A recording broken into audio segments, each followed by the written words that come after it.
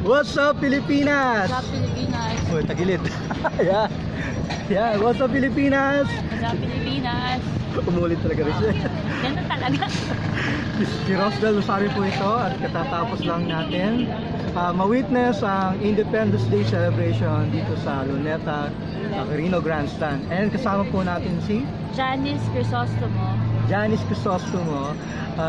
So na-witness natin yung mga presentation, yung parada and mga presentation representing bawat ano, di ba? Luzon, Visayas, Mindanao. Mindanao. So ano ba tawag doon? Yung tatlong ano yun?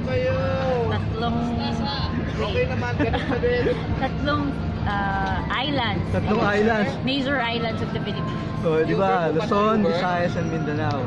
And in bawat island ba tawag talaga doon? Oo, island. Ayun kasi 7,507 islands. Major islands. Hindi namin alam. So anyway, to go back to history. nakita natin kung gaano ka-talented ang mga Pilipino, di ba? Sayaw, pagkanta, and pag-create ng story. And pati yung mga costume nila, di ba? Very creative. Very creative. And pati syempre yung clothes, di ba? And na nakakagulat, meron palang special guest tayo, yung Yes. Miss Universe. Ang ating inang bayan, si Binibining Pilipinas Universe, Miss Rachel Peter. Yes! Ayun. Diba? Sobrang lucky tayo na ma-witness itong presentation na ito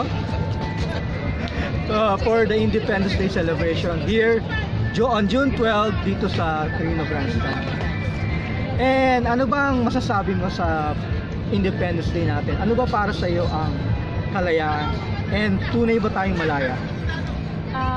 For me, sa tingin ko ang independence, or para sa akin ang independence ay when we can fully express and freely express ourselves in a way na wala tayong inaapakan na tao.